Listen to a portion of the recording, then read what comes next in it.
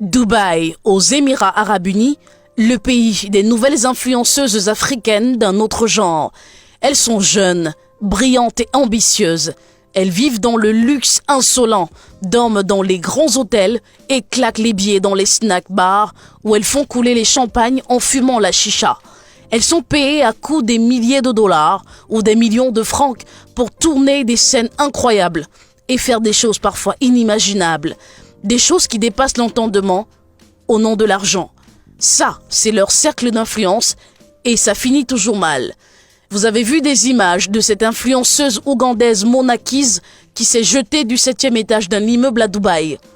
Pourtant, la veille, elle nageait dans le luxe et la chicha arrosée. Ces filles se recrutent dans tous les pays d'Afrique, du Cameroun au Sénégal, du Gabon au Togo, du Maroc à la Côte d'Ivoire et bien d'autres. Vous avez peut-être déjà entendu parler des histoires de Dubaï porte-à-porte. Ces filles pilulent désormais la toile avec des vidéos arrosées des actes scatophiles avec des chiens, des hommes, des singes. Elles prennent leurs pieds. Elles vont même aller jusqu'à manger de la merde, devenant des toilettes publiques de ces hommes friqués, d'où le nom Dubaï porte-à-porte. Tant que la facture va leur permettre de venir impressionner leurs sœurs africaines dans leur pays d'origine, tout passe et rien ne cale.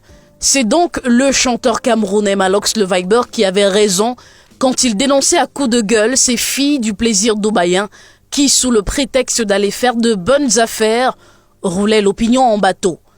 Cette Togolaise impliquée raconte comment plus de 10 Émiratis l'ont prise. Extraordinaire. Et Dieu, mon calvaire allait commencer. Il n'était pas seul, il y avait 4 autres hommes avec lui. Et je n'avais même pas le droit de parler, je devais juste subir. Moi qui croyais que c'était juste une partie de jambes en l'air avec un homme. Non, pas du tout, c'était plus que ça. Autour de Doxy Yao de dire sans plaisanter le bonheur de nager dans le luxe. Je paie ma suite à 1,5 million de francs CFA par jour. 1,5 million par jour, le Burj Al Arab. Et mon champagne coûte 3 millions de francs CFA, dit-elle. Mais où prend-elle cet argent? Ici, c'est toujours Dubaï porte-à-porte. Et sur cette image floutée, une vidéo d'une influenceuse nigériane fait joujou avec le chien du maître. Les images ont fuité sur les réseaux sociaux. Dommage pour ces rêveuses. Les témoignages pleuvent, l'argent facile à bousiller les valeurs. Cette Miss fait de graves révélations sur la vie des influenceuses. La vie de ces nouvelles businesswomen finit parfois en catastrophe entre tuerie, viol à répétition, traumatisme incessant et suicide. Dubaï, l'Eldorado des influenceurs, n'en est finalement rien. Faites désormais attention à ces filles et jeunes garçons influenceurs enrichis du jour au lendemain, sans parcours clair.